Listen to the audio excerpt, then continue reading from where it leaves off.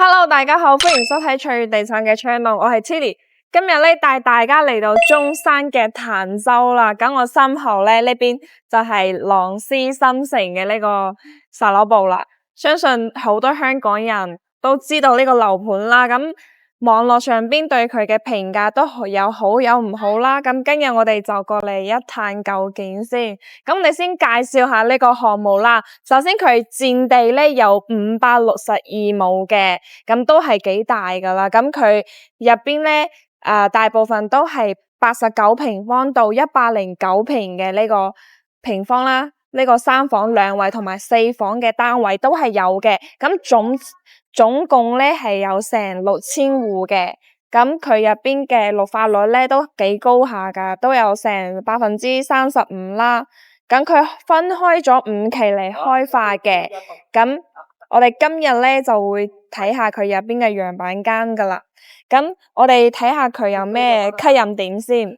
首先佢一開盤咧就好多香港人過嚟睇啦。咁佢嘅優點係咩咧？首先佢就靠近呢個坦洲大道啦。咁呢邊就係嗰個坦洲快線嘅出入口啦。咁20分鐘咧可以到港珠澳大橋啦，同埋我哋樓下都有直通巴嘅，10分鐘就可以到山姆超市啦。咁中意買啲大件嘢嘅人就覺得比較方便咯。同埋我哋都可以見到15分鐘係可以去到珠海華發商都嘅，係20分鐘都可以輕鬆到達拱北啦。咁我哋呢度第二個優點咧就係佢嘅綠化率高啦，都唔錯嘅，同埋佢嘅樓層咧都係高低交錯咁樣嘅。咁佢嘅樓間距都非常之闊落啦。咁喺香港住慣咗嗰啲住耐咗嗰啲好細嘅好窄嘅嗰啲房咧，過嚟呢邊住下都幾舒服下嘅。咁佢樓下咧都係園林同埋公園相結下嘅，咁簡直就係一個天然嘅大氧吧啦。咁第三個咧就係我哋89平方咧係可以做到3房2廳2衛嘅，同埋佢嘅主人房咧係可以做呢個270度嘅大飄窗啦。咁呢個就係豪宅嘅標配嚟噶啦。咁第四個咧就係價格，佢價格咧係精裝去到呢個8200蚊咁樣啦。咁係等於係1/4嘅香洲價啦。咁我哋隔條馬路啦，對面賣緊4萬一平，但係我哋呢度咧只需要1/4嘅價格。咁開車一首歌嘅時間咧就相差咗幾萬蚊嘅價錢啦。咁睇完咗優點，我哋再講下佢嘅缺點啦。首先佢確實係位置偏咗少少嘅，交通都麻麻地，同埋我哋都可以見到對面好多工地啦，而家仲喺度施緊工啦。咁生活配套目前咧，淨係有個美宜家啦、便利店咁樣，唔係話好完善啦。咁呢個就要自己去考量啦。但係咧，佢嘅價格都係擺喺呢度嘅。咁我哋而家上去個樣板間睇下個交樓先。OK，而家嚟到咗我哋嘅樣板間啦。咁呢度咧係3樓，我哋呢度咧係2 lift 4伙嘅。咁我哋而家去睇下個89平嘅3房2衛嘅價格先。咁入嚟咧，呢度係我哋嘅創意樣板間啦。咁可以參考佢嘅設計啦。咁入嚟咧，呢邊做咗個到頂鞋櫃啦。非常之方便啦，咁你返嚟之後啲鎖匙可以擺呢度啊嘛。咁呢邊咧，呢度隔籬就係我哋嘅廚房啦，做咗個 L 字形嘅廚房啦。唔係好大，都啱好嘅。咁呢邊仲有個生活陽台啦，呢度有個生活樓台。咁呢度望出去咧就係呢個小區園林啦，係嘅。咁非常之通風啦，同埋我哋嘅洗衣服嘅個洗衣機都可以擺呢邊。咁出嚟咧就係我哋嘅餐台啦，可以坐4到6個人都冇問題。咁呢度咧係我哋嘅客廳，都係幾闊落嘅。咁我哋呢個陽台咧係南向嘅，大概有3.5米咁樣啦。咁我哋而家去睇下個休息區先。咁我哋呢度89平咧，同我哋做到3房2衛啦。咁首先第一個洗手間喺呢度，做到乾濕分離嘅。咁呢邊咧就係我哋嘅兒童房啦，利用咗我哋飄窗嘅位置做咗個榻榻米嘅設計啦。非常之識利用啲空間嘅。咁呢度咧可以做埋一個多功能房啦，做個書房啦，又或者係麻雀房都冇問題。咁我哋而家去睇下個主人大套間先。套間咧都係做咗個套廁嘅。咁入嚟咧就可以見到我哋個床都可以做到三邊落床，做個 king size 嘅床都冇問題。然後我哋可以喺嗰邊咧做一個衣櫃啦。咁呢個飄窗嘅位置都可以利用翻做一個飲茶嘅地方，又或者係欣賞出邊嘅小區園林嘅地方都冇問題。咁我哋呢度89平咧，做到3房2衛，咁佢嘅總價都非常之香，即係都係70萬起啦，都係精裝帶埋精裝俾到我哋嘅。咁精裝嘅價格係8200蚊啦。咁我哋而家去睇翻隔籬嗰個交樓標準先。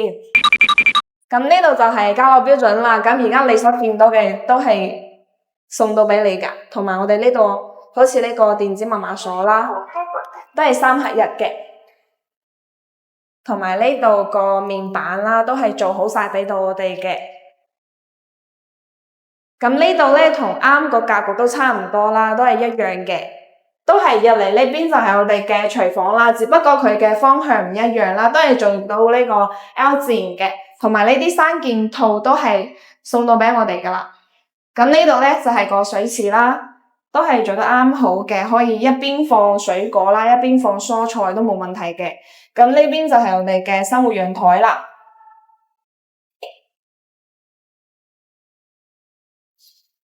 咁呢度咧就係我哋大客廳。出邊呢個大露台咧就係啱睇到嗰個3.2米噶啦。咁我哋交樓嘅時候咧係有呢個窗俾我哋嘅，呢個門俾我哋嘅。咁如果你想好似啱嗰度咁樣做個封窗嘅設計嘅話，都可以做到嘅。咁而家嚟休息區睇下個交樓標準。首先係我哋嘅乾濕分離洗手間啦，同啱個一模一樣嘅，都係呢啲都係有噶啦，同埋啲花灑啊，呢啲燈啊，同埋有個窗啦，都可以通風啦。咁而家嚟呢個房間睇下，呢度就係可以做個兒童房啦，利用好似啱咁樣，利用翻呢個飄窗嘅位置做個榻榻米都唔錯嘅。咁對面咧，呢一間房咧就會細少少啦，可以做個多功能房啦，做個書房，做個麻雀房，做個打遊戲嘅地方都 OK。OK， 呢度就係我哋主人大套間啦，交樓標準同啱都係一樣嘅。咁我哋呢度咧，同埋呢啲燈咧，都係做好晒俾我哋噶啦。到時候搬啲家具翻嚟住都 OK 噶啦。咁我哋而家再去睇下個4房單位先。OK， 而家嚟到咗我哋108平嘅4房2廳2衛啦。咁呢度係標準嘅4房嚟嘅。咁而家我哋睇個創意樣板間先。咁我哋入嚟咧都係做咗個到頂鞋櫃啦，同埋可以放啲儲物嘅地方啦，都可以擺好多鞋嘅。咁今日咧睇樓嘅人真係有啲多。咁首先呢邊第一間房就係我哋嘅兒童房啦，都係利用咗榻榻米嘅設計。咁呢邊咧就係我哋嘅廚房啦，同啱唔一樣嘅就係咧，佢呢度仲做咗個賭台啦，我哋都可以參考下佢嘅設計。同埋呢啲3件套咧，到時候都係交落到俾我哋嘅，都係送俾我哋嘅。咁呢度咧都可以好似佢咁樣做呢個比較高級嘅呢個洗手嘅地方啦。咁我哋食飯咧都可以好似佢咁樣。咁呢度做個灶台啦，咁呢度放一個台啦，都可以坐4個人左右嘅。咁呢邊咧係我哋嘅公共洗手間啦，同我哋做咗個3分離嘅設計啦，1分離嘅係。咁我哋想喺呢邊洗手嘅時候就唔使等入邊沖涼同埋上廁所嘅人啦。咁呢度咧係我哋嘅大廳，呢度咧就係我哋嘅陽台位置啦。咁佢而家係封咗窗嘅，咁會顯得呢個特別大啦，同埋我哋嘅洗衣機都可以好似佢咁樣放喺度啦。咁呢度做個晾衫嘅位置，咁呢度咧都係南北對流嘅。佢呢邊 book 咗埲牆啦，咁呢度可以做個書房，又或者係辦公嘅地方都 OK 嘅，都非常之舒服啦。咁呢邊呢間房咧可以作為一個長輩房啦。都係做到三邊落床嘅，感覺同啱嗰個主人房差唔多大啦。咁我哋呢度都係109平4房單位，所以會睇起身大少少啦。咁我哋呢個主人大套間咧就會比啱嗰個奢華好多啦。咁我哋嘅床都可以擺個2米嘅 king size 啦，同埋呢度嘅都可以做一個飲茶嘅地方。同埋我哋嘅衣帽間都會比啱嗰個大好多，做咗個 L 字形嘅設計啦，就分開咗我哋嘅廁所。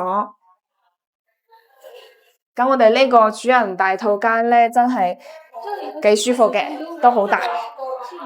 咁我哋呢度咧，3房單位係呢個70萬啦，咁4房單位係做到90萬嘅，咁睇自己嘅選擇啦。咁如果想住得舒服啲，可以揀我哋嘅4房單位。咁我哋呢度嘅呢個優點同埋缺點都同大家講清楚之後咧，大家就自己考量啦。咁如果對呢個樓盤有興趣嘅朋友，可以點我右上角加我嘅 WhatsApp 或者 WeChat，我會 send 份詳細資料俾你，同時可以轉發俾身邊有興趣嘅朋友一齊嚟收睇我嘅頻道。多謝大家，我哋下期再見，拜拜。